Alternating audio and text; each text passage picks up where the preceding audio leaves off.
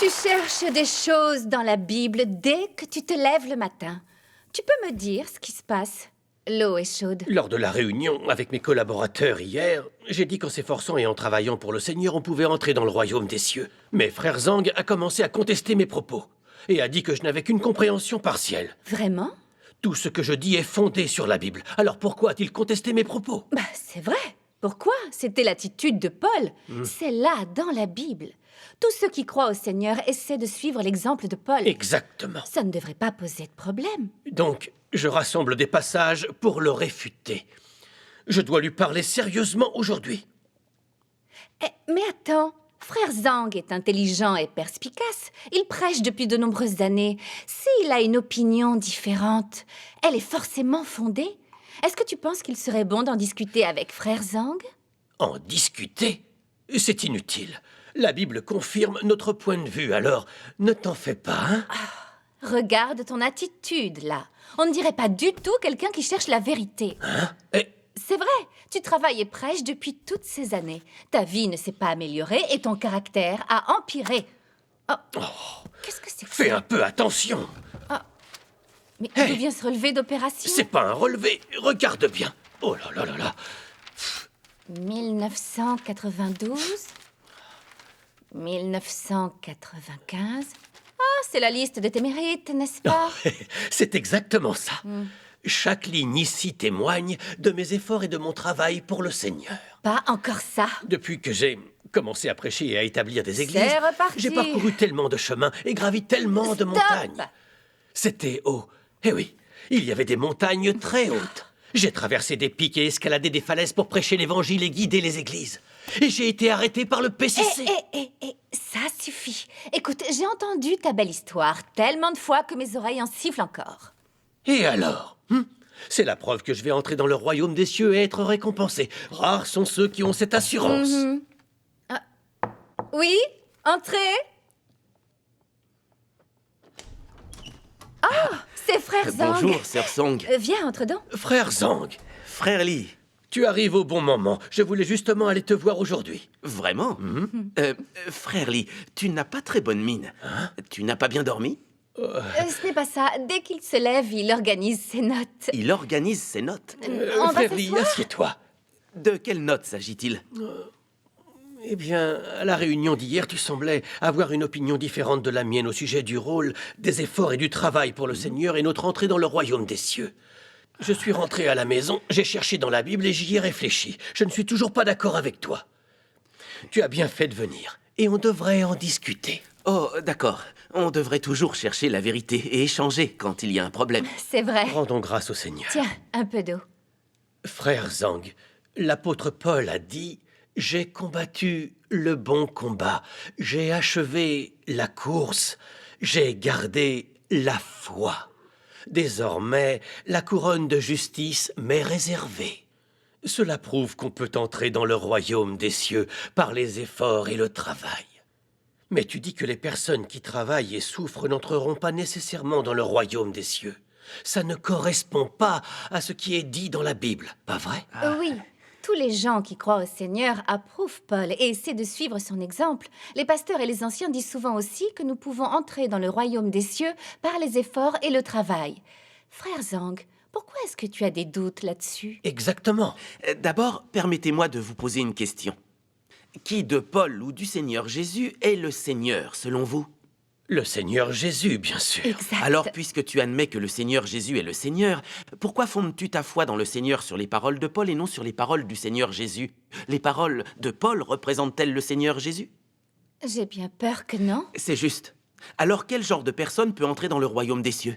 Le Seigneur Jésus a dit « Ceux qui me disent « Seigneur, Seigneur » n'entreront pas tous dans le royaume des cieux, mais celui-là seul qui fait la volonté de mon Père qui est dans les cieux. » Le Seigneur a dit que seuls ceux qui font la volonté de Dieu peuvent entrer dans le royaume des cieux. Le Seigneur Jésus n'a pas dit que les efforts et le travail pouvaient nous faire entrer dans le royaume des cieux. Alors les paroles de Paul contredisent les paroles du Seigneur Jésus. Comment? Tu dis que les paroles de Paul contredisent les paroles du Seigneur Jésus. Oui. Excuse-moi, je ne comprends pas. Si les hommes s'abandonnent, se dépensent, souffrent et travaillent pour le Seigneur, ne font-ils pas la volonté de Dieu? Si. Frère Lee, tu dis que s'efforcer et travailler pour le Seigneur, c'est faire la volonté de Dieu. Mais est-ce que le Seigneur Jésus l'a dit? Est-ce que le Saint-Esprit l'a dit? Il semble que non. C'est vrai. Ah bon? Paul pensait que s'efforcer et travailler pour le Seigneur permettait aux hommes d'entrer dans le royaume des cieux et de gagner des couronnes et des récompenses. Mais est-ce bien ce que le Seigneur Jésus voulait dire? Représente-t-il le Seigneur Jésus?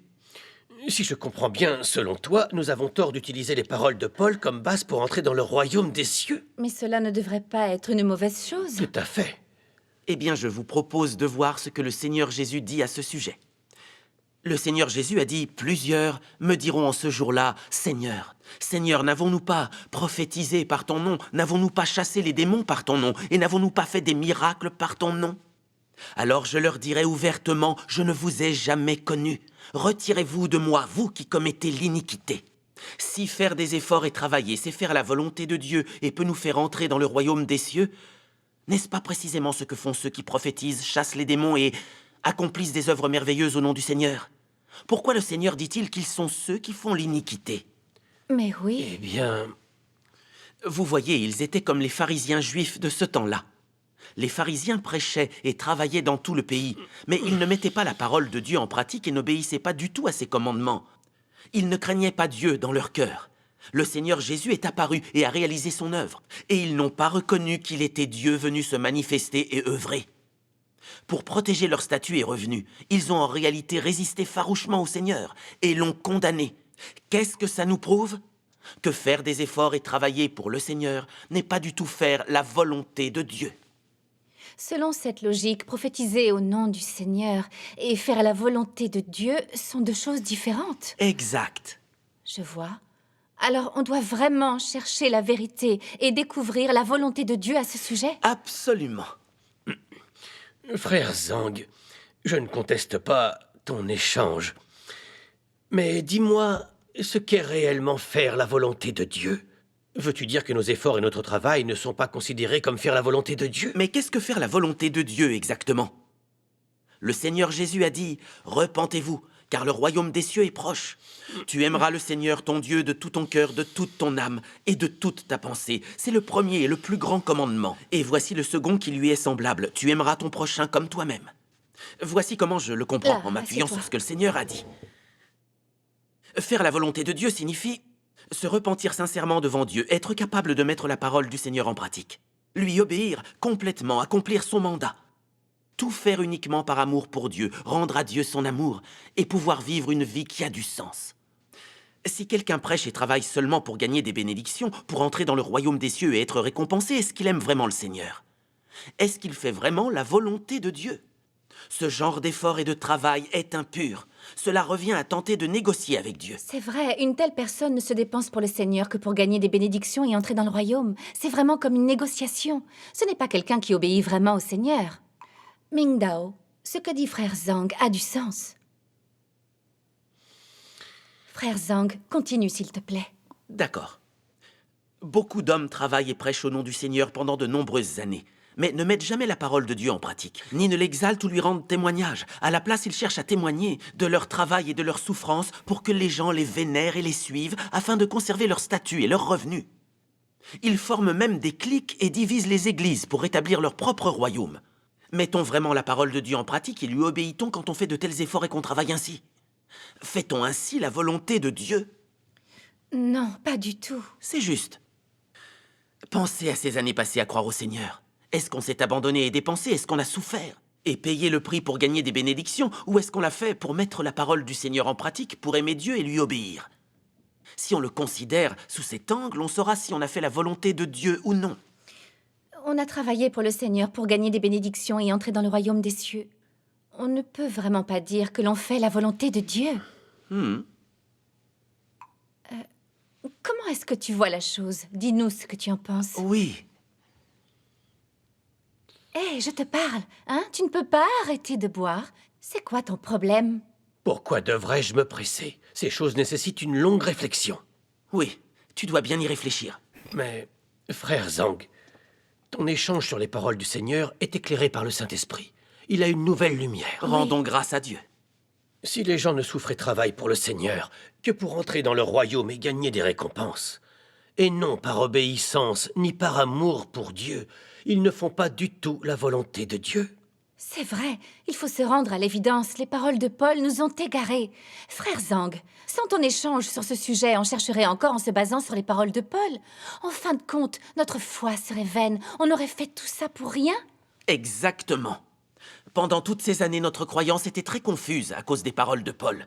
Chercher selon les paroles de Paul, ce n'est certainement pas faire la volonté de Dieu. Absolument. Attendez. Si les paroles de Paul ne sont pas en accord avec la volonté du Seigneur, que font-elles dans la Bible? Tout dans la Bible est inspiré par Dieu. Ce sont les paroles de Dieu. Peux-tu me dire comment tu expliques cela? C'est juste, frère Zhang. Cela nous embrouille vraiment. Qu'est-ce que tu en penses? On pourrait penser que tout dans la Bible est inspiré par Dieu, que ce sont toutes les paroles de Dieu. Mais cela ne tient pas la route. Comment ça? Voyez-vous, la Bible contient des récits sur l'œuvre de Dieu, pas seulement sur ses paroles. Elle contient aussi des paroles d'hommes et d'anges, ainsi que des conversations entre Dieu et Satan. N'est-ce pas un fait? Oui, c'est vrai. Alors je vous demande, est-ce correct à votre avis de penser que les paroles des hommes et des anges sont les paroles de Dieu? Non, ce n'est pas du tout correct. Ça signifie que l'idée selon laquelle la Bible ne contient que la parole de Dieu et que toute la parole de Dieu est dans la Bible ne tient pas du tout la route. Oui. Ça a du sens. Pourquoi n'y avais-je jamais pensé? La Bible contient vraiment des paroles d'hommes et d'anges. On ne peut pas dire que la Bible ne contient que la parole de Dieu. Très juste. Vous voyez, le Seigneur Jésus était Dieu incarné, donc ses paroles sont les paroles de Dieu. Paul n'était pas Dieu incarné, les paroles de Paul ne pouvaient donc pas être les paroles de Dieu. Même si elles étaient conformes à la vérité, elles ne sont que le résultat de l'éclairage du Saint-Esprit, ce qui ne signifie pas qu'elles sont les paroles de Dieu. Oui, c'est exactement ça. Les paroles de l'homme proviennent de l'homme, et même si elles sont dans la Bible, ça ne signifie pas qu'elles sont les paroles de Dieu. Voilà. Mais on a traité les paroles d'un homme comme les paroles de Dieu. Je crois qu'on a déformé les faits. Paul a dit que toute écriture était inspirée par Dieu. Mais il n'y a aucun moyen de savoir si Paul avait raison. Oui. Car Dieu n'a jamais dit « Toutes les paroles de la Bible ont été inspirées par Dieu ». C'est cela. De ce point de vue, il n'est vraiment pas approprié de considérer les paroles de Paul comme des paroles de Dieu. C'est cela. C'est ça. Donc ça signifie que l'idée de Paul, selon laquelle on peut entrer dans le royaume des cieux et gagner des récompenses par des efforts et du travail, était seulement son propre point de vue. Il ne s'agissait que de son idée et de son imagination. C'est tout à fait à l'encontre des paroles du Seigneur Jésus. Le fait que Paul ait pensé ainsi montre qu'il a souffert et travaillé uniquement pour négocier avec Dieu, et non pas pour faire la volonté de Dieu. C'est vrai. Hé, une seconde. J'ai une autre question. Laquelle? Frère Zhang, tu dis que les paroles de Paul ne représentent pas le Seigneur. Je l'admets. Mais n'oublie pas, Paul a travaillé et s'est dépensé pour le Seigneur parce que le Seigneur Jésus l'a envoyé dans ce but. Dirais-tu qu'il ne faisait pas la volonté de Dieu? Il est vrai que Paul était un apôtre envoyé par le Seigneur Jésus. Mais dans quelles circonstances Paul a-t-il été appelé à servir? Le Seigneur Jésus a tellement prêché et exprimé tellement de vérité, secouant tout le judaïsme. Paul n'a pas seulement cherché et étudié, il a en fait résisté au Seigneur Jésus et l'a condamné. Il était d'ailleurs celui qui le persécutait le plus. C'est dans ces circonstances que le Seigneur Jésus a appelé Paul. Pourquoi l'a-t-il fait? Quel effet voulait-il obtenir? En appelant Paul, il a montré son pouvoir ultime. Le Seigneur a amené son ennemi à se tourner vers lui et à humilier Satan. Mais par sa nature, Paul détestait encore la vérité et résistait à Dieu. C'est indéniable. Hé, frère Zhang, comment peux-tu dire ça de Paul? Calme-toi, tu veux. Laisse frère Zhang Mais- terminer. Vas-y, continue, s'il te plaît. Nous pouvons constater dans les lettres de Paul qu'il n'a jamais dit qu'il aimait le Seigneur Jésus, qu'il n'a jamais prêché les paroles du Seigneur Jésus, ni n'en a témoigné, qu'il n'a jamais parlé de son expérience des paroles du Seigneur, ni témoigné de leur mise en pratique. Même s'il a parlé de la grâce rédemptrice de la crucifixion, Paul n'a jamais témoigné de la manière du Seigneur Jésus d'aimer et de sauver les gens. Dites-moi comment une telle personne pourrait faire la volonté de Dieu. Oui. Maintenant que j'y pense, les lettres de Paul ne citent pas le Seigneur Jésus une seule fois, pas vrai? Frère Zhang, assieds-toi, je t'en prie, et parlons. Volontiers. Franchement, Frère Lee, je peux comprendre comment tu te sens maintenant. Par le passé, on a tous admiré et imité Paul.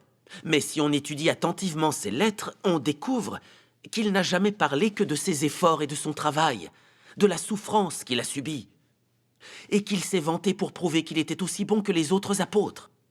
Il n'a fait que s'exalter et témoigner de lui-même pour que les autres l'admirent et le vénèrent.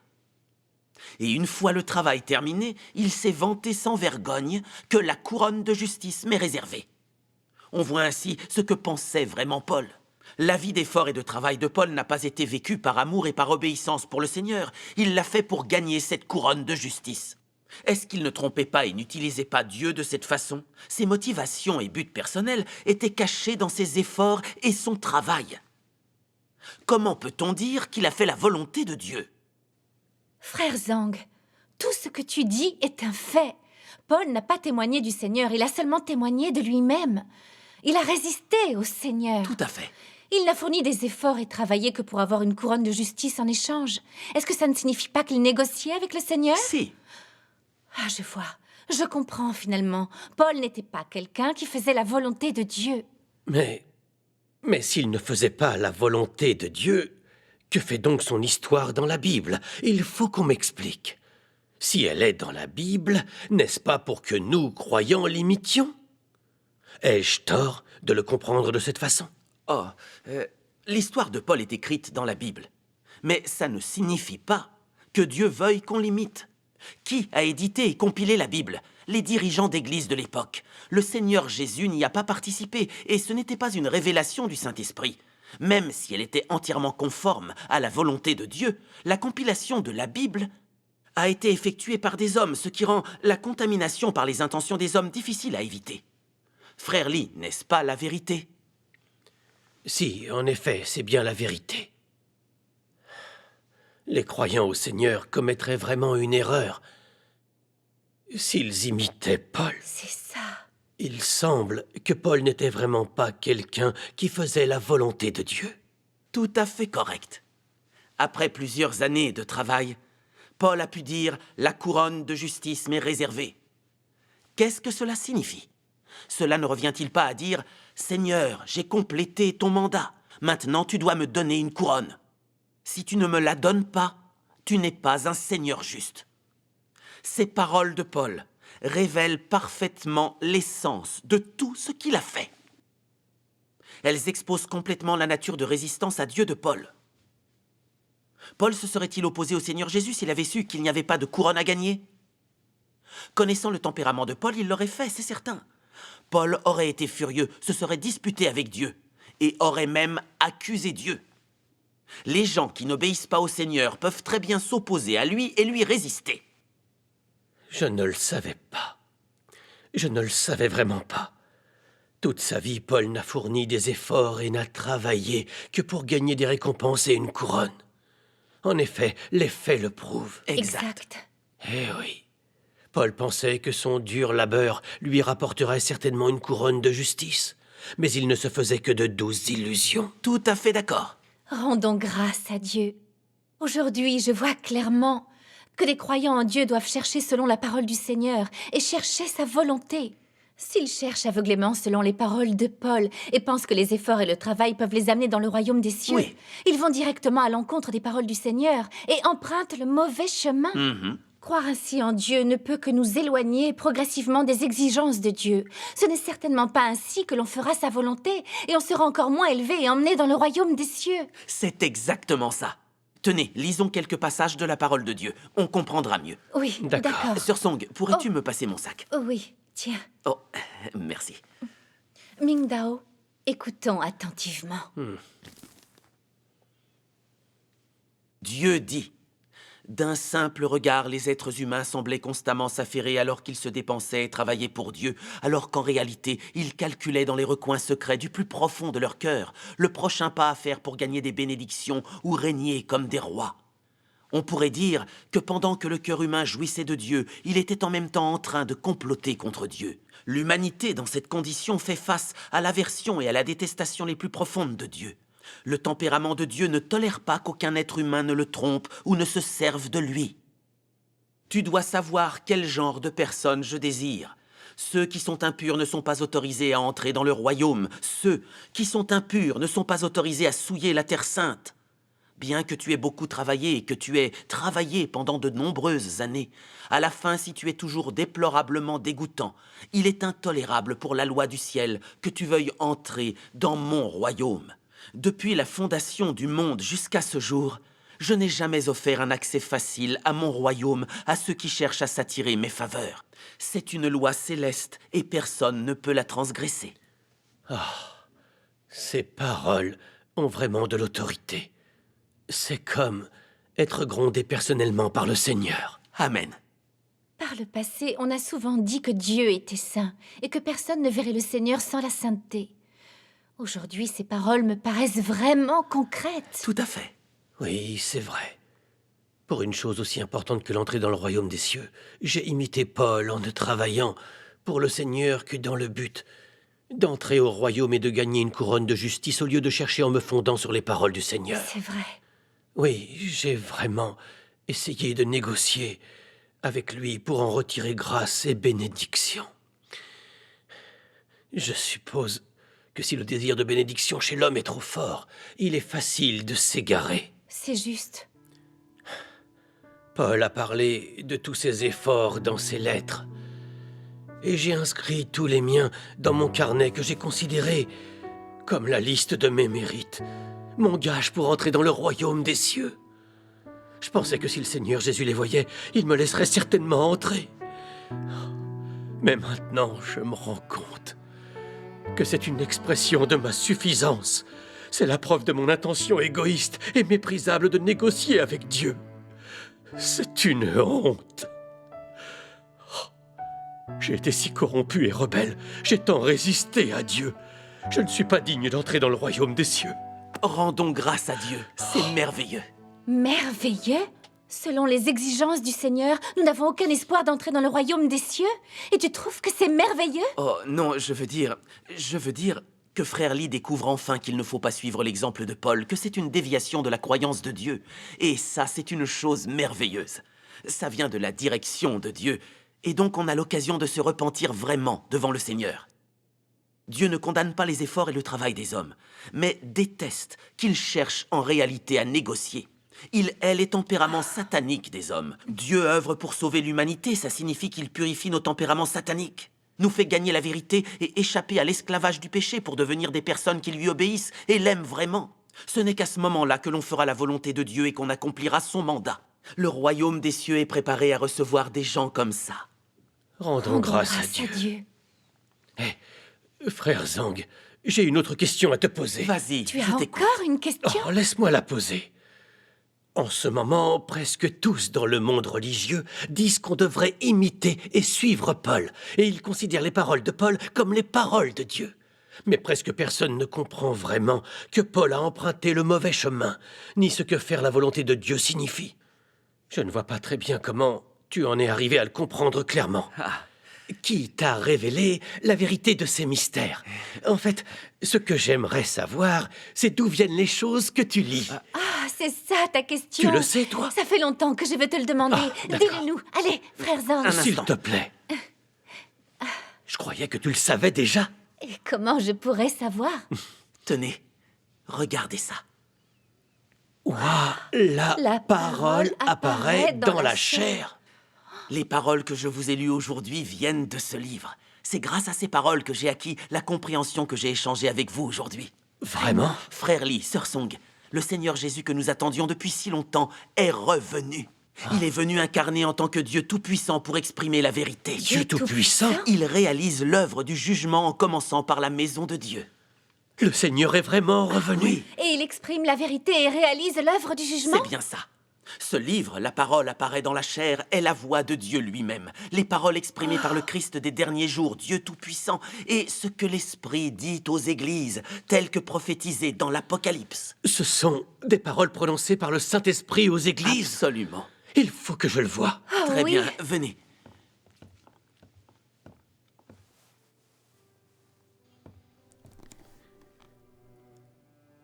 Un pécheur comme toi, qui vient d'être racheté, qui n'a pas été transformé ou perfectionné par Dieu, peux-tu être selon le cœur de Dieu?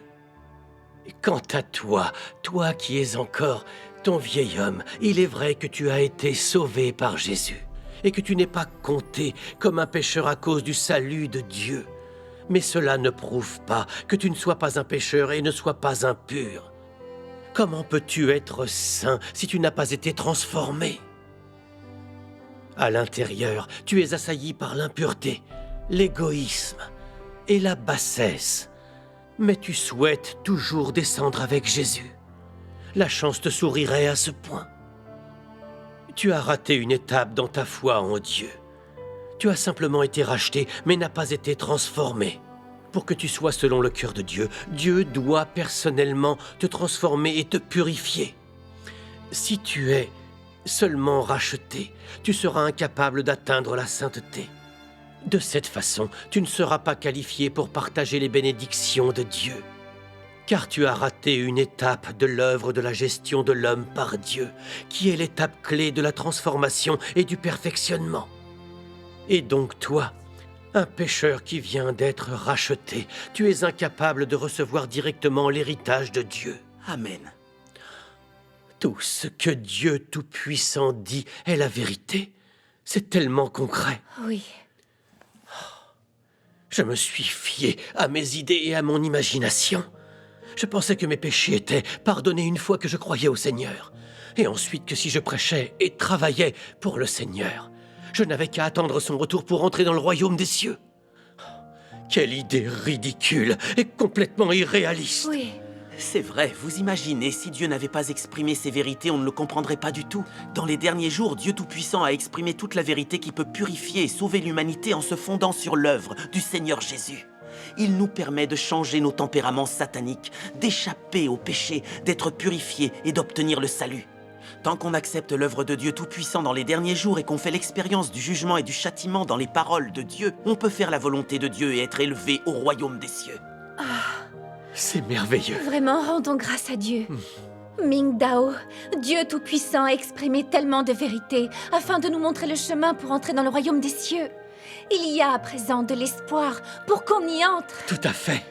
On doit étudier et accepter l'œuvre de Dieu Tout-Puissant dans les derniers jours. En effet. Oui, c'est vraiment l'apparition et l'œuvre du Seigneur. Bien sûr qu'on doit l'accepter. Tout à fait. Frère Zhang, rassemblons tous les frères et sœurs pour écouter ensemble les paroles de Dieu Tout-Puissant. Très bien. Oui. Il faut qu'on puisse tous entendre la voix de Dieu. Les brebis de Dieu connaissent sa voix. Une fois qu'on aura tous entendu la voix de Dieu, on acceptera aussitôt Dieu Tout-Puissant. Tout à fait. Et on pourra tous rencontrer le Seigneur au festin des noces. Amen. Amen.